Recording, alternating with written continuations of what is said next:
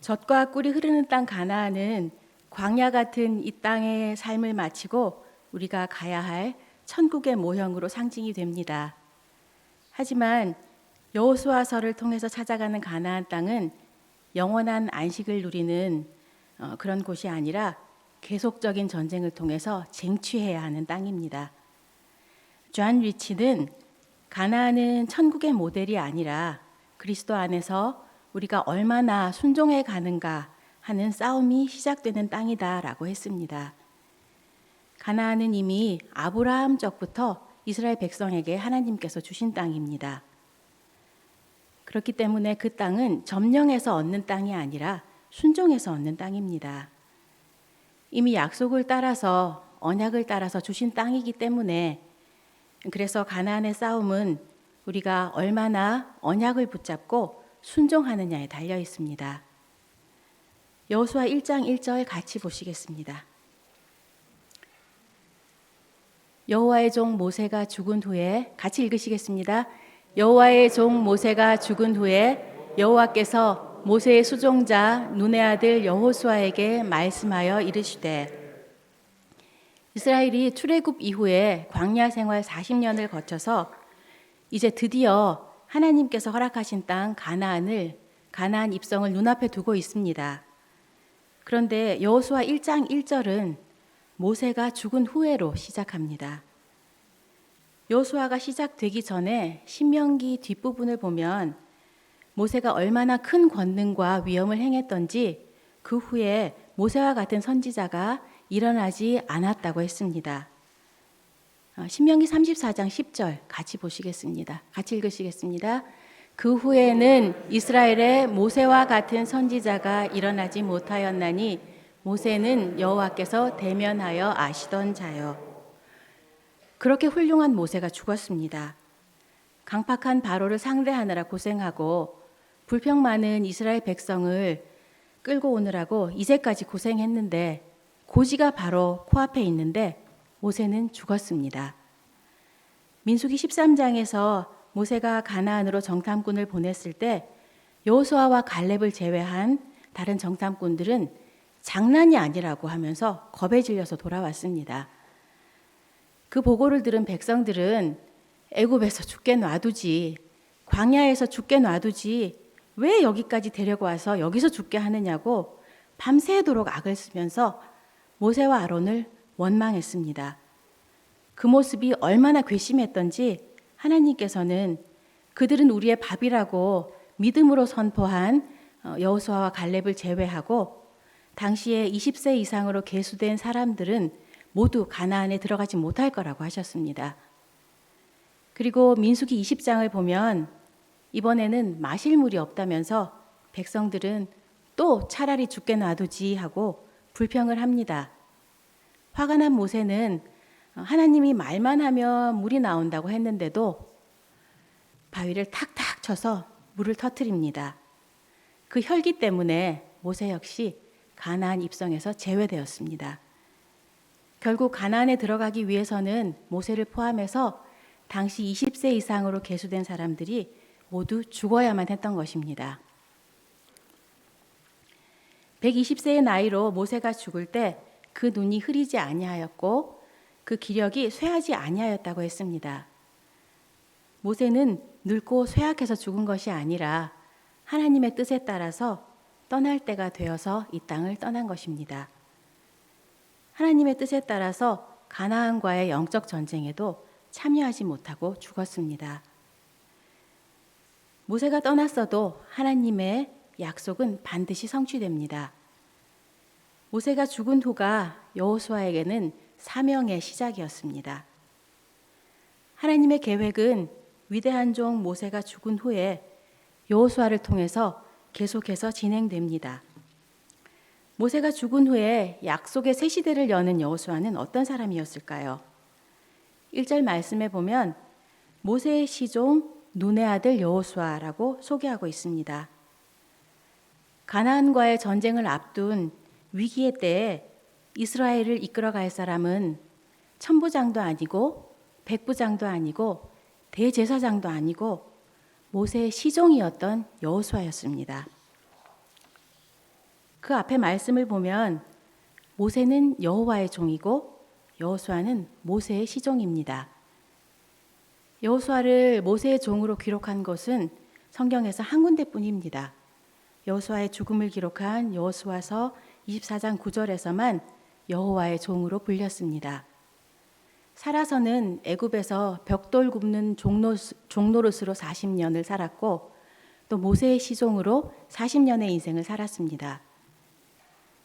여호수아의 삶을 볼 때 결국 지도자의 자질은 하나님이 쓰시는 사람을 잘 섬기는 것에 있는 것 같습니다. 위대한 지도자는 먼저 섬기는 사람이 되어야 합니다. 엘리사가 엘리야를 시중 들었고 사무엘도 당시 제사장이었던 엘리를 시중 들었습니다. 정말 중요한 것은 하나님이 쓰시는 사람을 잘 섬기면 하나님께서는 그 사람을 또 지도자로 부르신다는 것입니다. 섬기는 마음이야말로 지도자가 갖추어야 할 기본 덕목입니다. 사도 바울은 로마서 1장에서 자신을 예수 그리스도의 종이라고 표현했습니다. 헬라어 원어로 둘로스라고 쓰인 그 종은 그 가치가 참새 한 마리만도 못하고 죽고 사는 권한이 전적으로 주인에게 달려있는 그런 존재입니다. 내가 정말 죄인이라는 것을 인정하는 사람, 새 한 마리 값도 안 되는 무력한 사람이라는 것을 인정하는 사람만이 하나님의 종으로 불리는 것이 얼마나 큰 축복인지를 압니다. 그래서 충성할 수밖에 없고요. 후계자의 조건은 충성과 헌신입니다. 충성된 종에게는 반드시 좋은 기회가 예비되어 있습니다. 여호수아는 이미 준비된 사람이었습니다. 아말렉과의 전투에서도 앞장서서 싸웠고 가나안 정탐을 다녀왔어도 그들은 우리의 밥이라고 믿음으로 선포한 사람입니다. 이런 담대함과 지혜는 어디서 왔을까요? 모세의 시종 역할을 잘하는 사람에게 이런 용기와 담대함과 지혜가 주어졌습니다.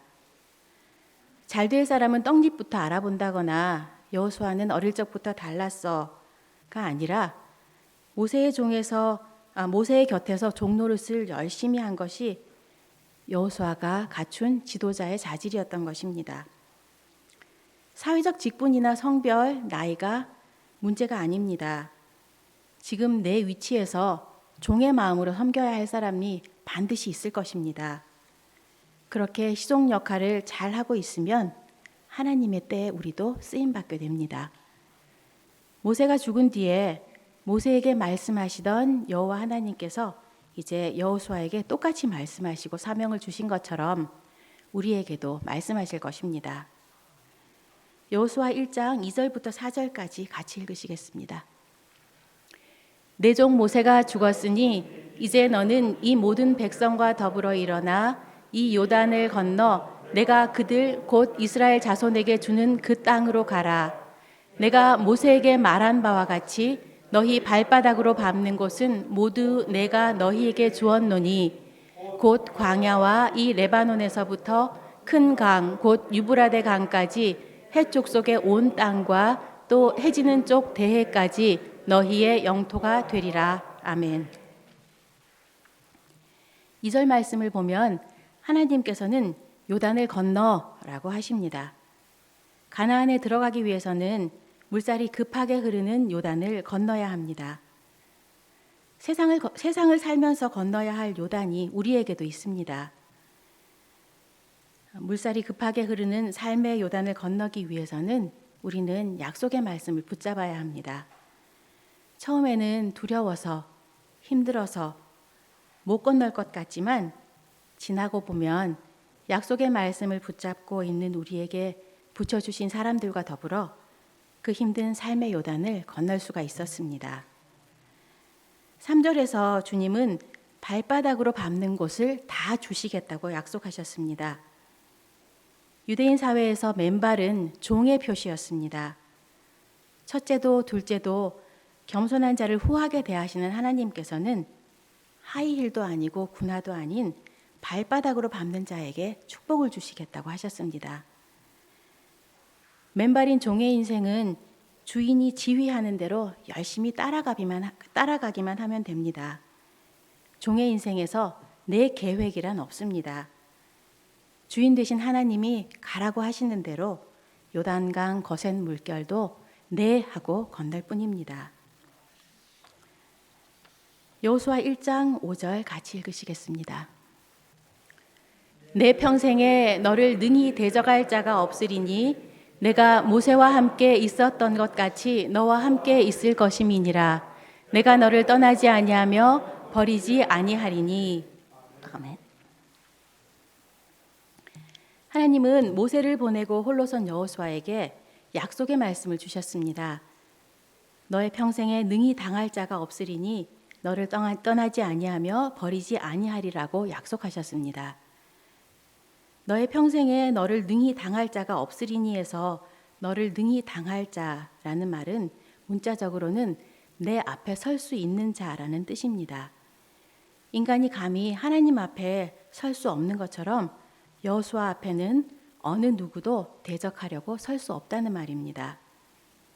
여호수아에게 이처럼 특별한 자신감을 불어넣어 주신 것은 곧 전개될 가나안 정복 전쟁에서 있을 무수한 전투가 있었기 때문에 반드시 필요한 일이었습니다. 40년 동안 모세 곁에 있으면서 직접 모세와 함께 해주셨던 하나님의 능력을 누구보다 뚜렷이 목격한 여호수아였기 때문에 모세와 함께 있던 것 같이 너와 함께 있을 것임이라는 말씀은 그에게 큰 용기와 힘을 북돋워 주었을 것입니다. 여호수아 1장 6절 같이 읽으시겠습니다.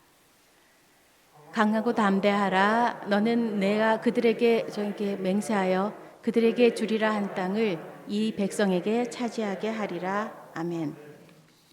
1장 전체를 보면 두려워하지 말라, 강하라, 담대하라, 내가 너와 함께 하겠다가 자주 등장합니다. 멀쩡히 가만히 있는 사람한테 걱정하지 마, 두려워하지 마 이러지는 않습니다. 지금 여호수아는 어떤 두려움에 사로잡혀 있습니다. 우리가 기대하는 용맹스러운 여호수아와는 상당히 거리가 멉니다.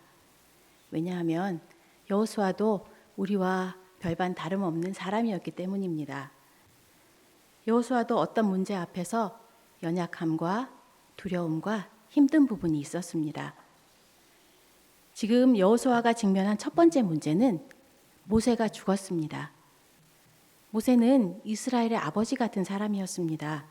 그런 모세가 죽었습니다. 신명기 34장 7절 같이 읽으시겠습니다. 모세가 죽을 때 나이 120세였으나 그의 눈이 흐리지 아니하였고 기력이 쇠하지 아니하였더라. 아멘. 모세는 눈이 흐리지 아니하였고 기력이 쇠하지 아니하였지만 임무가 다하였기에 하나님께서 데려가셨습니다. 어쨌든 백성들이나 이인자인 여호수아에게는 황당한 일을 당한 것입니다. 이것이 백성들과 여호수아를 근본적으로 흔들었던 두려움이었습니다. 이제 어떡하나, 가나안 점령이라는 큰 과업을 앞두고 있는데 모세가 죽었으니 이제 어떡하나, 큰일 났습니다. 두 번째 문제는 여호수아는 모세를 따라다니면서 이스라엘 백성들이 지겹게도 말을 듣지 않는다는 것을 직접 목격한 사람입니다. 애굽의 노예 생활에서도 구해주었고 그랬는데도 고기가 없다고 목이 마르다며 불평을 했고 또 직분에 대한 반역을 하는 것도 보았습니다. 수 틀리면 돌멩이를 들어서 모세를 위협하기도 했고 도로 애굽으로 돌아가자고 별의별 난리를 광야를 지나면서 다 겪었는데 그걸 가장 가까운 거리에서 본 사람이 여호수아였습니다. 여호수아는 이 백성의 완악함을 누구보다도 잘 알고 있었습니다. 모세는 예고도 없이 죽었고 그런 백성들은 덩그러니 남겨져 있습니다. 그런 백성들을 데리고 여호수아가 점령해야 할 땅은 가나안 7족속이 철병거를 가지고 강한 군대를 조직해서 철옹성처럼 지키고 있는 땅입니다. 호락호락한 땅이 아닙니다. 어찌 여호수아인들 우리 같은 사람인데 두려워하지 않았겠습니까? 이렇게 여러 가지 두려움이 밀려옵니다. 여호수아가 두려움을 느끼는 것은 당연한 일이었습니다. 그래서 1장에서 가장 많이 등장하는 단어가 강하라, 담대하라, 내가 너를 떠나지 아니하겠다입니다. 7절 같이 읽으시겠습니다. 오직 강하고 극히 담대하여 나의 종 모세가 내게 명령한 그 율법을 다 지켜 우로나 좌로나 치우치지 말라. 그리하면 어디로 가든지 형통하리니. 아멘. 그런데 강하고 담대하라가 6절과 9절에서는 용기를 내라는 뜻으로 쓰였다면 7절에서는 율법을 지키겠다는 확고한 의지를 가지라는 의미로 쓰였습니다. 하나님께서는 여호수아에게 미래에 대한 불안감과 두려움을 이겨내는 용기와 말씀대로 살겠다는 결단을 요구하시는 것입니다. 하나님께서 여호수아에게 용기를 요구하시는 것은 미래가 불확실한 상황에서 여호수아에게 주신 약속을 믿으라는 것입니다. 즉 하나님께서 여호수아와 함께 하시면서 승리를 주실 것이라는 약속을 전적으로 믿고 행동하라는 것입니다. 여호수아가 무엇을 하고 어떤 일을 하는 것에 있어서 강하고 담대해야 할까를 생각할 때 우리는 종종 여호수아가 백성을 인도하고 가나안을 정복하는 일에 있어서 용감하라는 뜻으로 생각합니다. 그렇지만 7절 본문은 여호수아가 전쟁에 임하면서 강하고 담대해야 한다고 하는 것이 아니라 율법을 지키는 일에 있어서 강하고 담대하라고 하고 있습니다. 하나님의 말씀은 사람의 취향에 따라서 지킬 것은 지키고 지키고 싶지 않은 것은 무시할 수 있는 것이 아닙니다. 이 세상을 사는 한 하나님의 말씀은 그 말씀의 일부는 우리에게 불편함과 손해를 끼칠 수도 있습니다. 그럼에도 불구하고 하나님께서는 나의 종 모세가 내게 명령한 그 율법을 다 지켜 행하라고 말씀하십니다. 하나님께서는 우리가 성경의 모든 말씀에 따라서 살아가기를 요구하고 계십니다. 또 하나님께서는 우로나 좌로나 치우치지 말라고 하시면서 여호수아에게 한순간도 율법의 기준에서 벗어나지 말라고 명령하십니다. 하나님의 말씀에 따라 살아가는 일에 있어서 결코 예외로 삼는 것이나 정도를 이탈하는 것이 없도록 하라는 것입니다. 하나님께서 새 지도자 여호수아에게 요구하시는 것은 전쟁에 필요한 용맹이 아니라 열정적으로 율법을 지키겠다는 의지와 각오인 것입니다. 8절 말씀 같이 읽으시겠습니다. 이 율법책을 내 입에서 떠나지 말게 하며 주야로 그것을 묵상하여 그 안에 기록된 대로 다 지켜 행하라. 그리하면 내 길이 평탄하게 될 것이며 내가 형통하리라. 아멘. 하나님께서는 율법을 주야로 묵상하라고 하십니다. 그런데 묵상은 어떻게 하는 것이 묵상일까요? 묵상이라는 말은 영어 성경에서는 메디테이션이라고 되어 있습니다. 그런데 이 메디테이션을 다시 한국어로 옮기면 묵상이 아니라 명상이 됩니다. 그런데 명상은 묵상이 아닙니다. 묵상은 히브리 말로 보면 두 가지 개념이 합해진 것입니다. 첫 번째 개념은 허기진 들짐승이 배가 고파서 잠을 이루지 못하고 온 들녘을 헤매 다닙니다. 그러다가 먹잇감을 찾았습니다. 두 번째 개념입니다. 소가 음식을 되새김질하는 모습입니다. 소가 맷돌 같은 어금니에 음식을 올려놓고 쓱쓱 갈아서 삼킵니다. 그리고 다시 올려서 또 쓱쓱 갈아서 또 삼킵니다. 반추한다고 하지요. 이렇게 이 두 개의 개념이 합한 걸 묵상이라고 하는데요.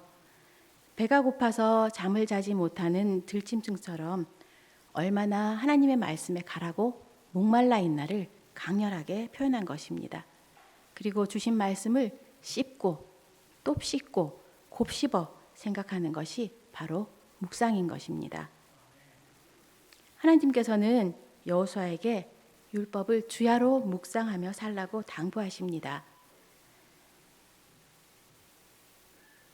율법은 마치 여호수아의 신체의 일부처럼 되어 있어야 하고요. 여호수아의 삶의 모든 영역이 율법의 지배 아래 있어야 하며 여호수아가 무엇을 하든지 율법의 기준에 따라 결정해야 한다는 것입니다. 참 어려운 것 같은데요. 신약의 용어로 말하면 성령에 취해서 삶을 살아가라는 것입니다. 우리는 너무 연약해서 감정에 치우치고 상황에 치우치고 사람의 평가에 치우칠 수밖에 없는 존재입니다. 저는 지금 여러분의 평가에 치우치고 있습니다. 이렇게 치우칠 수밖에 없는 존재임에도 불구하고 하루도 빠짐없이 날마다 말씀을 묵상하면 하나님께서는 내 길을 평탄하게 하시고 형통하게 하신다고 8절 후반절에서 말씀하고 있습니다. 그런데 여기서 말하는 이 평탄은 어떤 평탄을 말하는 것일까요? 재산이 많아지는 것, 자녀가 좋은 대학에 들어가는 것, 아니면 좋은 직장에 취직하는 것, 몸의 질병이 없어지고 건강해지는 것, 이런 것들일까요? 아닙니다. 감정의 요동함이 없어지는 평탄입니다. 감정의 요동함이 없어지는 평탄은요, 슬픔과 연민, 근심과 걱정의 감정으로 우리의 마음이 요동해지기 전에 하나님의 말씀으로 우리가 당한 일들을 해석해 주신다는 것입니다. 그리고 형통은 히브리어로 찰라흐라고 하는데요. 이 찰라흐는 인간적인 번영이 아니라 하나님의 뜻과 계획대로 진행됨의 형통을 의미합니다. 하나님의 말씀을 깊이 묵상하고 그 말씀대로 행할 때 우리 속에 하나님의 계획과 하나님의 섭리가 열린다는 것입니다. 이 형통 찰라흐라는 표현이 가장 많이 사용된 곳이 창세기의 요셉 편입니다. 요셉이 가는 곳마다 형통하였더라고 나옵니다. 노예 생활을 할 때도 여호와께서 형통하게 하셨더라. 감옥에 갇혔을 때도 여호와께서 형통하게 하셨더라라고 합니다. 그런데 여러분들은 노예로 팔려가는 형통 하고 싶으세요? 감옥에 갇히는 형통 하고 싶으세요? 저는 싫을 것 같습니다.